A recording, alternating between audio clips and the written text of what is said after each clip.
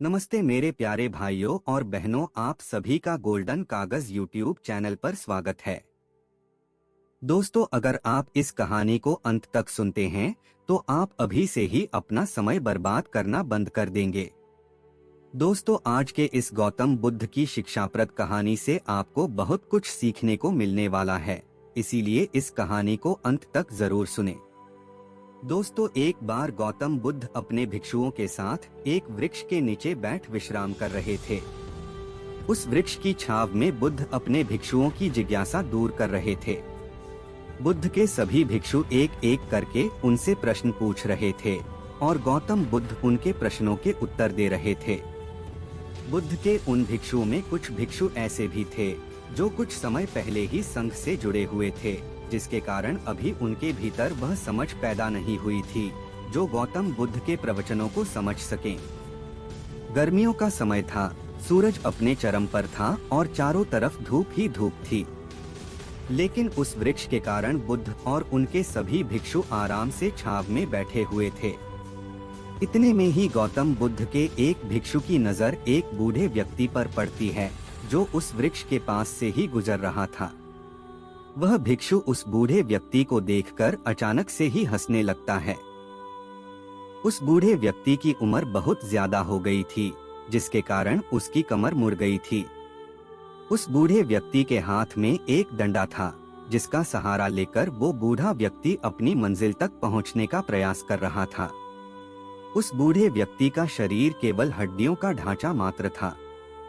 अपने भिक्षु को हंसते हुए देख बुद्ध उससे कहते हैं कि मेरे प्रिय भिक्षुओं, कृपा कर हंसो मत, क्योंकि जिस व्यक्ति को देखकर तुम अभी हंस रहे हो वो कोई साधारण व्यक्ति नहीं है, बल्कि वह व्यक्ति इसी क्षण तुम्हारे जीवन को रूपांतरित करने की क्षमता रखता है। जो आज तक मैं तुम्हें सिखा नहीं पाया, वह यह बूढ़ा व्यक्ति तुम्हें सिखा रहा है। इसके द्वारा दी गई सीख को बेकार ना करो। बुद्ध की ये बात सुनकर वह भिक्षु बुद्ध से कहता है कि मुझे क्षमा करे बुद्ध, पर मुझे ये समझ नहीं आ रहा है कि एक बूढ़ा व्यक्ति जो खुद अपने शरीर और अपनी बीमारियों से लाचार है, वो मुझे क्या सिखा सकता है। फिर बुद्ध उस भिक्षु से कहते हैं कि ये बूढ़ा व्यक्ति तुम्हें तुम्हारा भविष्य दिखा रहा है। जिस बुढ़ापे को और लाचारी को देखकर तुम अभी हंस रहे हो, वो बुढ़ापा और लाचारी तुम्हारे जीवन में भी आने वाली है। वह बूढ़ा व्यक्ति तुमसे कह रहा है कि अभी समय है, इस स्वस्थ शरीर का अच्छे कर्म करने के लिए उपयोग करो। अगर तुम्हारा ये स्वस्थ शरीर तुम्हारे हाथ से निकल गया तो फिर से वापस नहीं आएगा।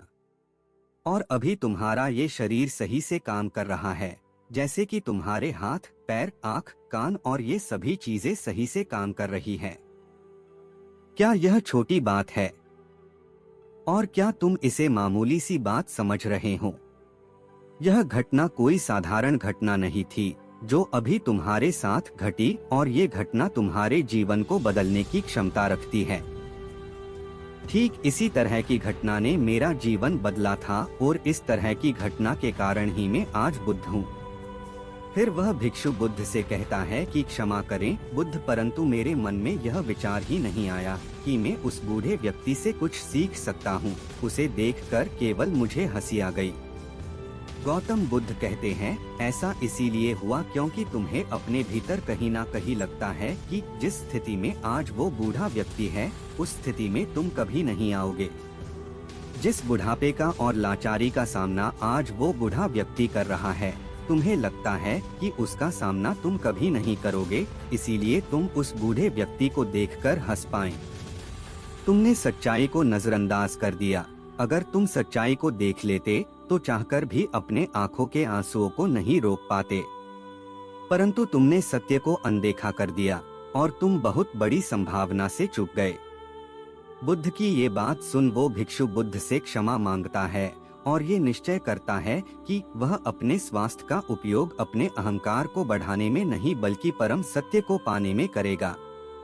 दोस्तों, जो लोग इस कहानी को सुन रहे हैं, हो सकता है कि आप बड़ी बड़ी समस्याओं में हो, या हो सकता है कि आप परेशानियों में हो, लेकिन फिर भी एक बात को हमेशा ध्यान में रखना है कि जब तक आपका स्वास्थ्य ठीक है, तब तक आप किसी भी बड़ी से बड़ी समस्या से बाहर आ सकते हैं। दोस्तों इसीलिए बुद्ध ने कहा है कि हमारा स्वास्थ्य हमारा सबसे बड़ा उपहार है जो हमें इस सृष्टि से मिला हुआ है, इसीलिए इसका उपयोग सही से करें। दोस्तों आपको यह गौतम बुद्ध की शिक्षाप्रद कहानी कैसी लगी, कृपया हमें नीचे कमेंट बॉक्स में कमेंट करके जरूर बताएं। और आपको यह कहानी पसंद आई होगी तो अपने दोस्तों के साथ इसे अवश्य शेयर कीजिए ताकि और लोगों को भी गौतम बुद्ध की शिक्षाप्रद कहानी सुनने को मिल सके।